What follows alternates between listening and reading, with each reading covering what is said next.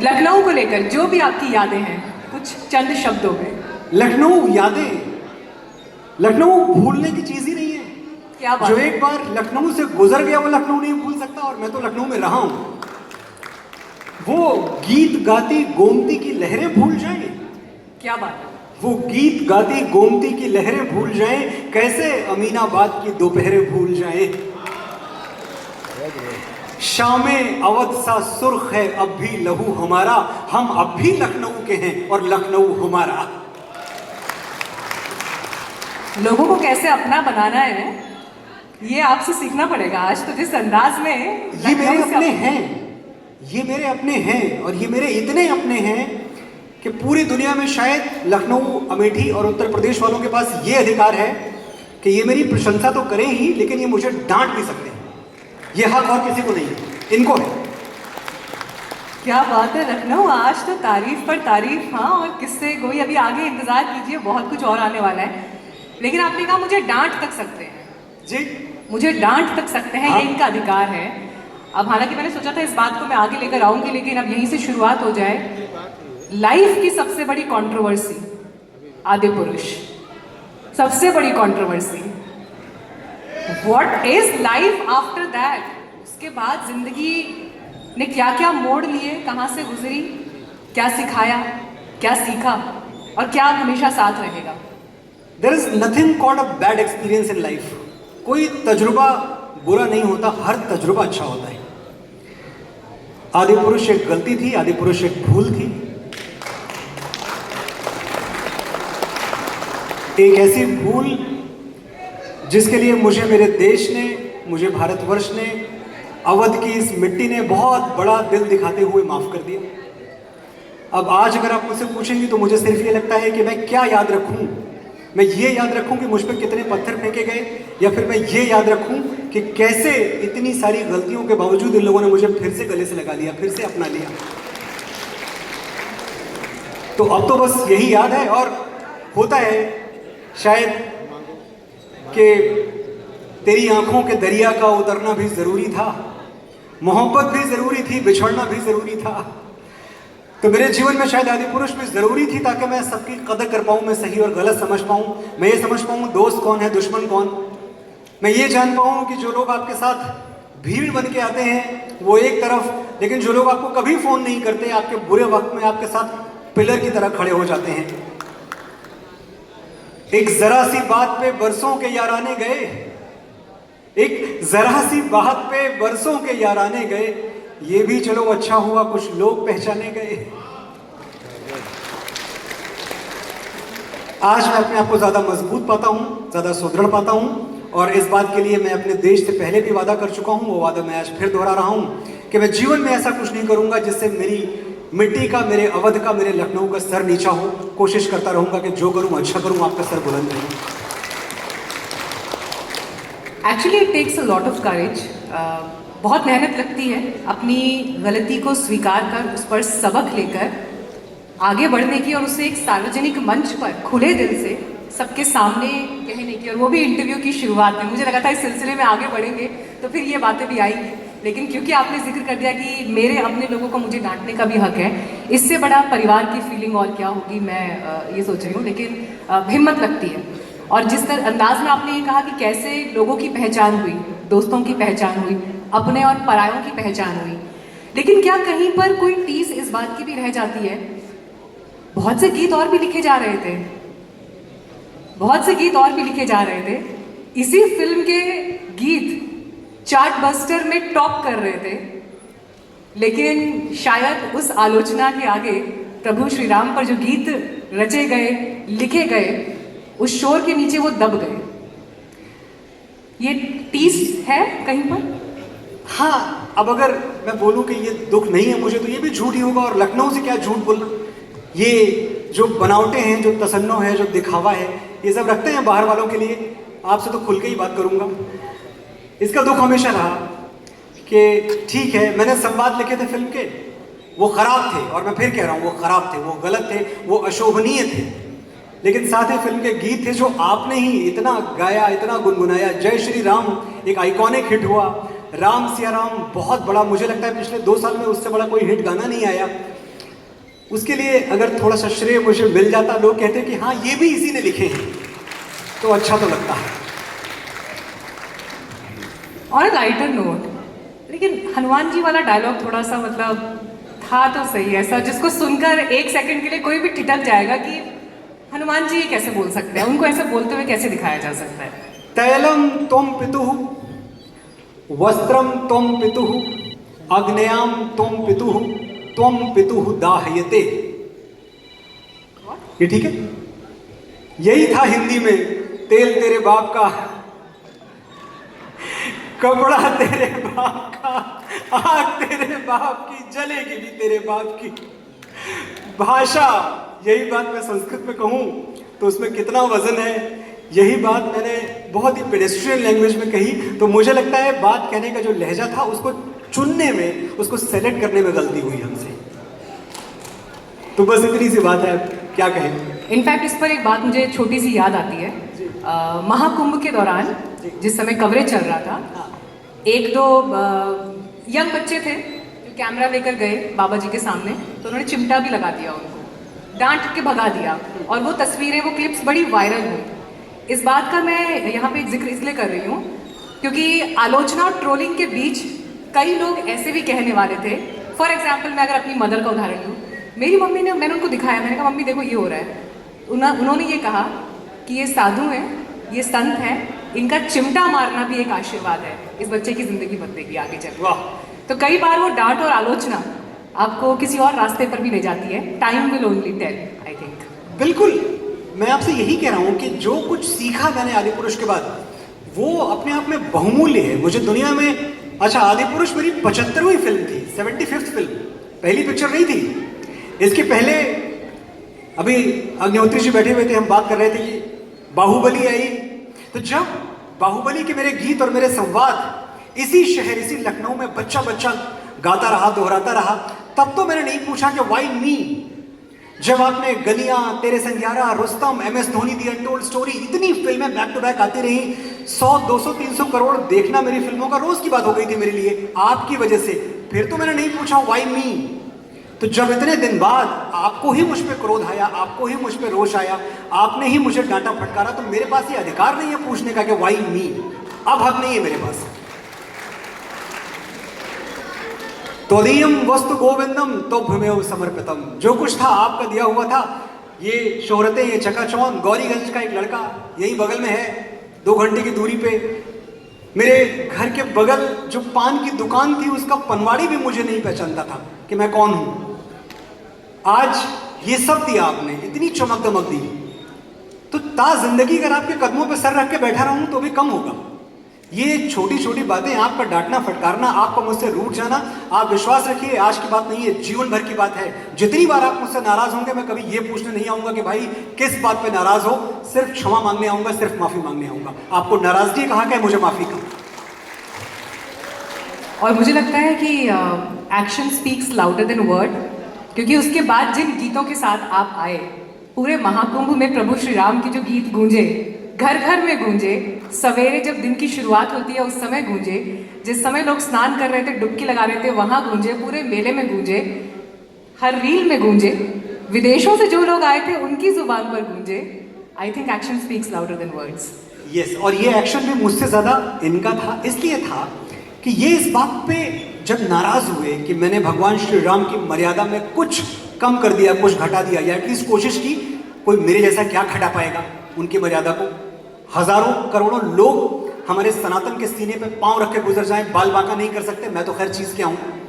लेकिन जब इनको दोबारा अवसर मिला, उसी साल 16 जून को फिल्म आई थी आदिपुरुष, सूर्यपाल जी, 16 जून 2023 को, और नवंबर में, अक्टूबर में जब दिवाली आई, तो मैं देख रहा हूं कि सब भूल के देश के हर मंदिर में, देश के हर घर में क्या बज रहा है, मेरे घर राम आए हैं, जो मैंने लिखा, राम आएंगे जो मैंने लिखा, नगरी हो अयोध्या सी जो मैंने लिखा, ये सारे गाने बजते रहे।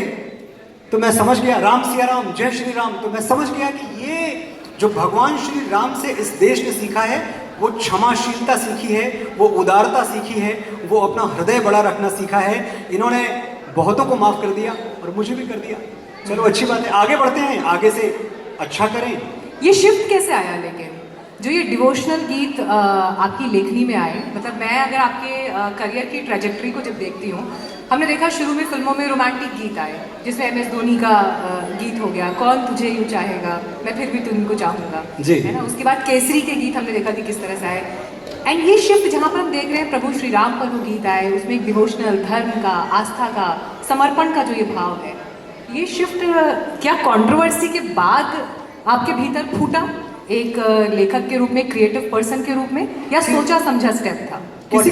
किसी का शेर था एक कि जीत ने अंधा कर दिया है तुझे, जीत ने अंधा कर दिया है तुझे, तुझको एक हार की जरूरत है।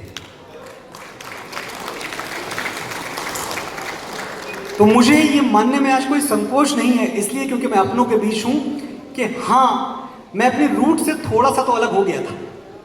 तो शायद मेरे लिए आदिपुरुष बहुत जरूरी थी, मुझे एक हार की जरूरत थी ताकि मैं अपने राम की ओर, अपने अध्यात्म की ओर, अपनी जड़ों की ओर, अपने सनातन संस्कारों की ओर, अपने माता पिता की ओर वापस लौटूं और मुझे समझ में आए कि असली क्या है और नकली क्या है। तो जब हर कोई मुश्किल में राम की शरण में जाता है, जब मैं मुश्किल में था तो मैं भी राम की शरण में गया, मैंने श्री राम पे गीत लिखने शुरू किए। उस वक्त मुझे कोई सब्जेक्ट इंस्पायर नहीं कर रहा था, उस वक्त दुनिया की कोई मोहब्बत मुझे खींच नहीं रही थी, उस वक्त 500 करोड़ और 1000 करोड़ वाली फिल्में जो मैं तब भी लिख रहा था, लेकिन उनमें मुझे मेरा सुख नहीं मिल रहा था। मुझे लग रहा था कि अब अगर मैं राम के ही चरणों में अपने शब्द पुष्प अर्पित कर पाऊं, यहीं के शायर थे वाली असी साहब, उन्होंने लिखा था कि कलाम करने की तौफीक जिसने दी हमको, जिसने बोलने की शक्ति दी है, कलाम करने की तौफीक जिसने दी हमको, हम उसके कदमों पे अपना कलाम रखते हैं। तो मुझे भगवान श्री राम ने वाणी की शक्ति दी थी, शब्द की शक्ति दी थी, मैंने अपना सब कुछ उन्हीं को समर्पित कर दिया कि अब मैं निरंतर राम के लिए लिखूंगा, अपने प्रभु के लिए लिखूंगा, अपने ईश्वर के लिए लिखूंगा। निरंतर इसलिए क्योंकि मैं तब से तो आज तक रुका ही नहीं। अगर आप देखें तो शायद मेरे सिवा आपको ये कहीं कोई ट्रेजेक्ट्री नहीं मिलेगी कि आदिपुरुष तक मैं सिर्फ फिल्मों के गाने लिखता था और बड़ी बड़ी फिल्मों के गाने लिखता था। आदिपुरुष के बाद मैंने भजन लिखने शुरू किए और 1100 रुपए में, कितने में? 1100 रुपए में। जब बड़ी बड़ी फिल्मों के प्रोड्यूसर्स लाखों और मैं कहूं तो करोड़ों के चेक्स लिए मेरे पास थे, उस वक्त मैंने कहा मैं 1100 रुपए में भजन लिखूंगा। वो 1100 रुपए इसलिए क्योंकि कॉन्ट्रैक्ट के लिए एक वैल्यू की जरूरत है, बिना आप 0 पैसे रुपीज का कॉन्ट्रैक्ट नहीं कर सकते।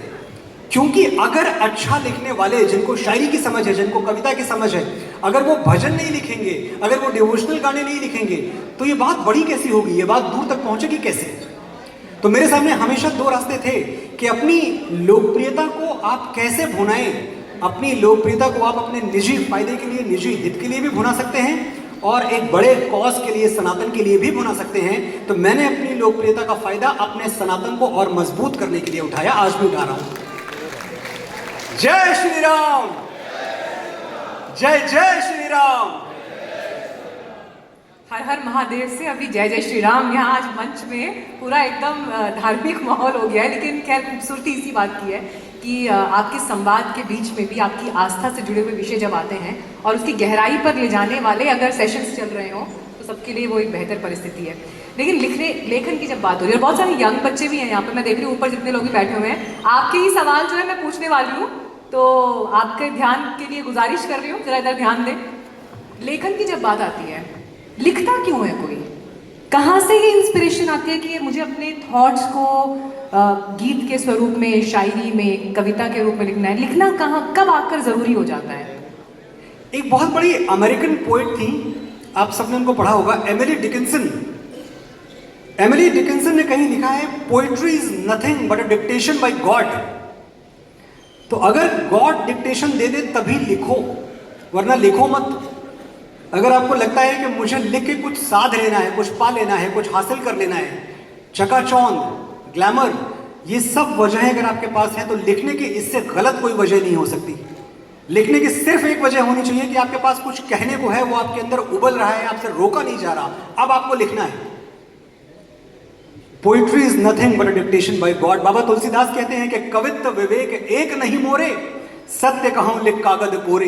युग का महानतम कवि ये कहता है कि मुझे तो कविता करनी ही नहीं आती, जो राम ने लिखवाया मैंने लिख दिया, और ये बात मैं पूरे कागज पे लिख के दे सकता हूं। तो जब गॉड डिक्टेशन देता है तभी कोई फैज अहमद फैज लिख पाता है कि मुझसे पहले सी मोहब्बत मेरे महबूब न मांग। ऐसे नहीं लिख सकते आप। मैंने समझा था कि तू है तो दरख्शां है हयात, तेरा गम है तो गमे दहर का झगड़ा क्या है, तेरी सूरत से है आलम में बहारों को सबात, तेरी आंखों के सिवा दुनिया में रखा क्या है। क्या बात है। जब तक गॉड डिक्टेशन न दे कोई साहिर बन के बैराग नहीं लिख सकता कि ये महलों, ये तख्तों, ये ताजों की दुनिया, ये इंसान के दुश्मन समाजों की दुनिया, ये दौलत के भूखे रवाजों की दुनिया, ये दुनिया अगर मिल भी जाए तो क्या है। अगर गॉड डिक्टेशन न दे तो कोई नरोत्तम दास ये नहीं लिख सकता कि मेरे हिये हरि के पद पंकज बार हजार ल देख परीक्षा, औरन को धन चाहिए बावरी, ब्राह्मण को धन केवल भिक्षा। अगर गॉड डिक्टेशन न दे, अगर परमात्मा आपका हाथ पकड़ के आपसे ना लिखवाए तो कोई शेक्सपियर नहीं लिख सकता। टू बी और not to be, that is the question. और जब वो डिवाइन ब्लेसिंग होती है तो वही मनोज मुंतशी शुक्ला लिखते हैं, मेरा वचन ही है मेरा शासन। मेरा वचन ही मेरा शासन है। जब तक तुम मेरे साथ हो मुझे मारने वाला कोई पैदा नहीं हुआ मामा। औरत पर हाथ डालने वाले की उंगलियां नहीं काटते, काटते हैं उसका गला। शायद ये सब ईश्वर का लिखवाया हुआ है तभी लिख पाया। लेखन की आपकी यात्रा जब शुरू हुई और आज जब पीछे आप पलट कर देखते हैं, मैं अगर हिंदी सिनेमा स्पेसिफिक बात भी करूं, बीते 60 से 70 सालों में जो लिखा गया, रचा गया, स्पेसिफिकली गीत जिस तरह से लिखे गए, आप अपने आप को किस परंपरा के गीतों में सबसे ज्यादा जुड़ा हुआ पाते हैं? देखिए, फिल्मी गीत हैं क्या। जब मैं 18 मार्च 1999, फिर से तारीख बता रहा हूं मैं ताकि आपके दिमाग में उतर जाए, 18 मार्च 1999 वो तारीख थी जब मैंने यहीं चारबाग स्टेशन से पुष्पक एक्सप्रेस 362 रुपए का टिकट खरीद के पकड़ी थी। गौरीगंज से यहां आया और यहां से मुंबई जाने के लिए। उस वक्त इतनी सी क्लैरिटी मेरे दिमाग में थी कि मेरे लिए फिल्मी गीतों का मतलब सिर्फ इतना था कि साहित्य और लोकप्रियता, इसके बीच क्या कोई स्वीट स्पॉट हो सकता है, क्या कोई ऐसी जगह है जहां लिटरेचर आके आम आदमी से मिल जाए। तो मुझे वो जो कॉन्फ्लुएंस है, वो जो संगम है, वो फिल्मी गीतों में दिखाई दिया। फिल्मी गीतों के पास ये पावर हमेशा से रहा है कि बड़ी से बड़ी बातें, बड़े से बड़ा लिटरेचर ऐसे बच्चों की जबान में बोल दिया करते थे। एक एग्जाम्पल मैं आपको दूं, मुझे अचानक बात करते करते याद आ रहा है। आप में से सब ने, मैं तो लखनऊ में बैठा हूं, दीवाने गालिब पढ़ा है। दीवाने गालिब के पहले पन्ने पर जो पहली नज्म है, नक्श फरियादी है जिसकी शोखिए तहरीर का, कागजी है पैरहन जिस पे करे तस्वीर का, कावे कावे सख्त जानी हाय तन्हाई न पूछ, सुबह करना शाम का लाना है जुए शीर का। ये कोई नहीं समझता है। इसी बात को एक फिल्मों का गीतकार लिखता है, तुम बिन जिया जाए कैसे, कैसे जिया जाए तुम बिन। ये एग्जैक्टली वही बात है। कावे कावे सख्त जानी हाय तन्हाई न पूछ, यानी लम्हा लम्हा एक एक पल तन्हाई की वजह से, तेरी जुदाई की वजह से मेरे दिल पे जो गुजर रही है उसका हाल मत पूछ मेरे महबूब। सुबह करना शाम का लाना है जुए शीर का। सुबह से शाम करने में इतनी मुश्किल होती है जैसे पहाड़ों का सीना चीर के दूध की नदी बहानी पड़े, इतनी मुश्किल। हमारे फिल्मों का गीतकार क्या कहता है, तुम बिन जिया जाए कैसे, कैसे जिया जाए तुम बिन, सदियों से लंबी है रातें, सदियों से लंबे हुए दिन। बात तो वही है। और जब मैं कभी कभी देखता हूं कि साहित्य की सभा में फिल्मी गीतकारों को और फिल्मी गीतों को बाहर खड़ा कर दिया जाता है कि इसको तो बाहर रखो, ये तो फिल्मों वाला है। मैंने देखा है, कई बार देखा हुआ है जी, बहुत बार ऐसा हुआ है कि ये तो फिल्मों वाला है, इसको तो यहाँ आने भी मत दो। आपके साथ हुआ? अब मैं बताऊंगा तो बहुत सारे नाम लेने पड़ जाएंगे, इसलिए मैं इसको पास कर रहा हूँ। खुलकर बोलने के लिए जाने जाते हैं।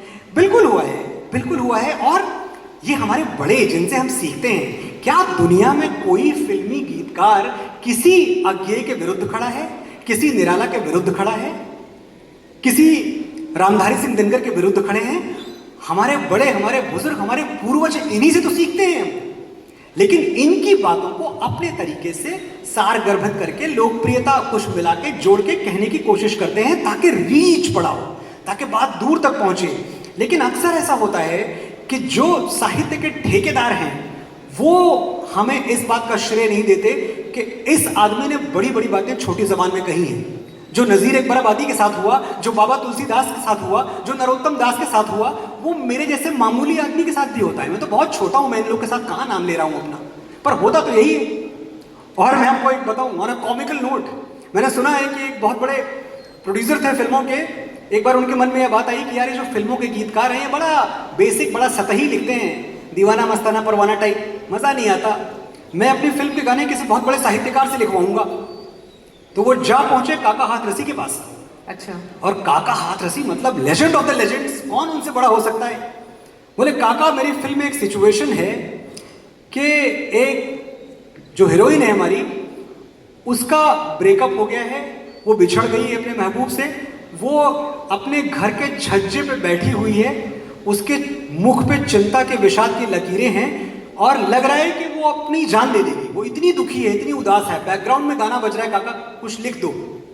काका ने क्या लिखा, गोरी बैठी छत पर कूदन को तैयार। फिल्मी गाना, फिल्मी। गोरी बैठी छत पर कूदन को तैयार, नीचे पक्का फर्श है भली करे करतार।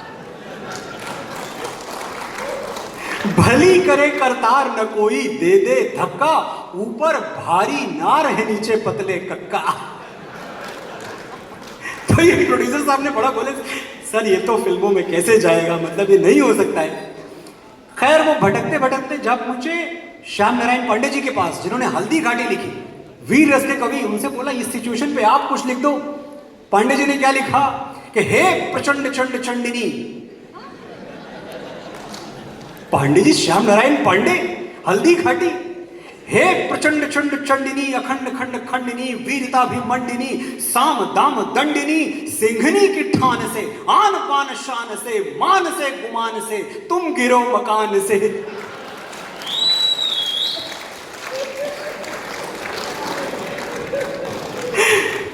तुम डगर डगर गिरो, तुम नगर नगर गिरो, तुम गिरो अगर गिरो, शत्रु पर मगर गिरो।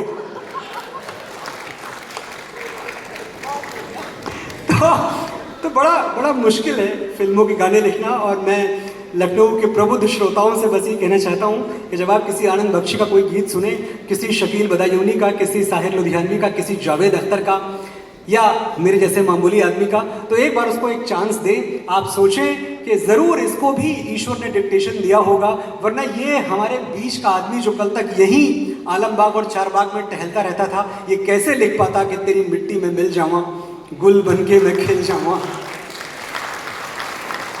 इतनी सी है दिल की आरज़ू, तेरी नदियों में बह जावा, तेरे खेतों में लहरावा, इतनी सी है दिल की आरज़ू। तो जितना ईश्वर रामधारी सिंह दिनकर में था, जितनी माँ सरस्वती निराला के उंगलियों में, उनके हाथों में थी, हम सब भी उन्हीं के उपासक हैं, उन्हीं के आराधक हैं। हमको भी बस प्यार से देखिए, एक हमको फेयर चांस दीजिए, इससे ज़्यादा हम कुछ नहीं मांगते।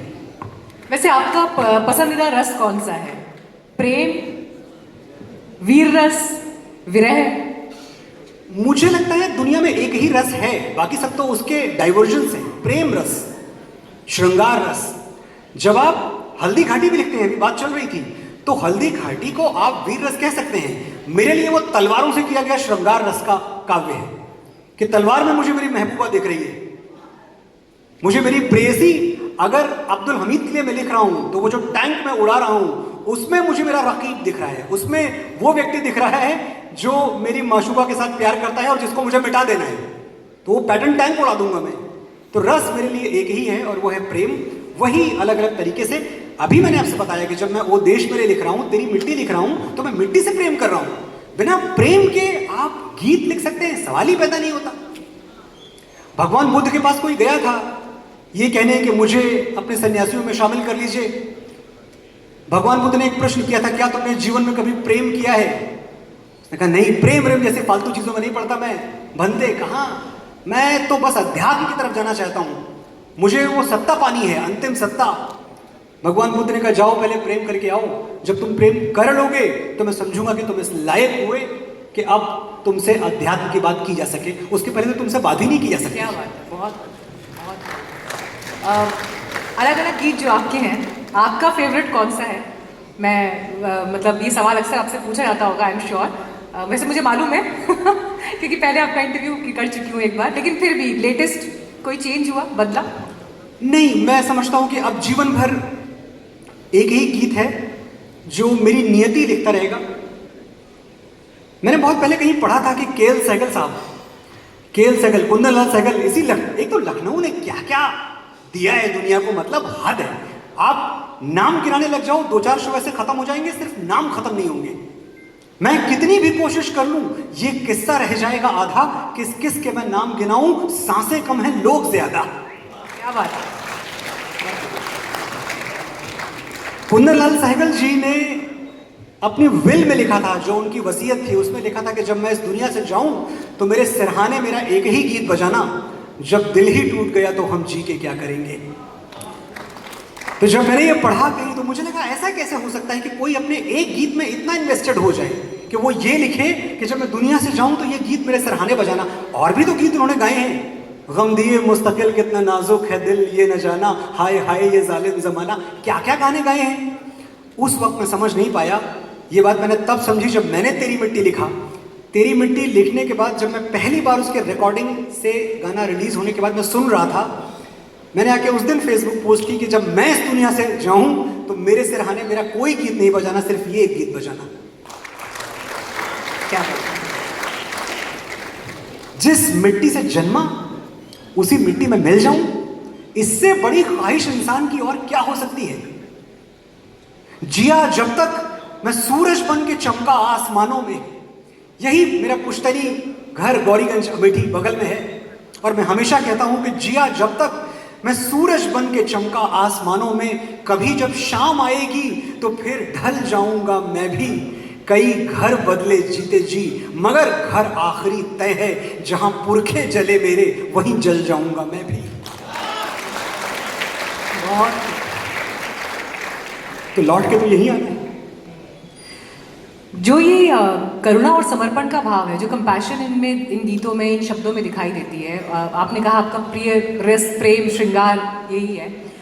आज की तारीख में थोड़ा सा न्यूज़ पर इसलिए भी आऊँगी क्योंकि हम देख रहे हैं खबरों में, अचानक आपसे बात करते करते ये सवाल मुझे ध्यान आया। इंसिडेंट्स दिखाई दे रहे हैं जहाँ पर शादी नहीं चल पाई तो इसने उसको मार दिया, प्रेम नहीं चल पाया तो एकदम हिंसा हो गई। और ये घटनाएं अभी डेटली बहुत बढ़ी हैं इस तरह से। आज के दौर में, आज की पीढ़ी में प्रेम को लेकर क्या मिसिंग है जो वो समझ नहीं रहे हैं? जिससे प्यार करते हो उसे मार कैसे देते हो? प्रेम की बहुत छोटी सी परिभाषा है मेरे लिए, सबकी अपनी अलग होती है। ऐसा नहीं कि जो मेरी परिभाषा है वो आप भी माने, लेकिन मैंने 50 साल की मेरी उम्र हो गई और कई बार प्रेम किया। कई बार? 50 साल हो गए। एक ही इंसान से? नहीं, अब ये सब झूठ यहाँ क्या बोल रहे। पिघले हैं बदन कितने ही आगोश में आके,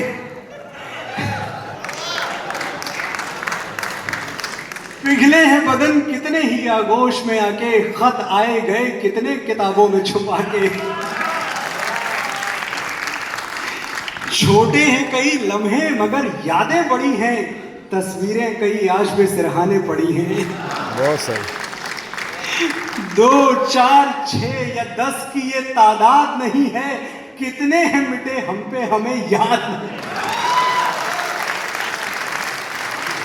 सारी तस्वीर वालियां इस वक्त देख रही होंगी, I am sure. May be live भी देख रही होंगी शायद। देखिए, अगर आप किसी से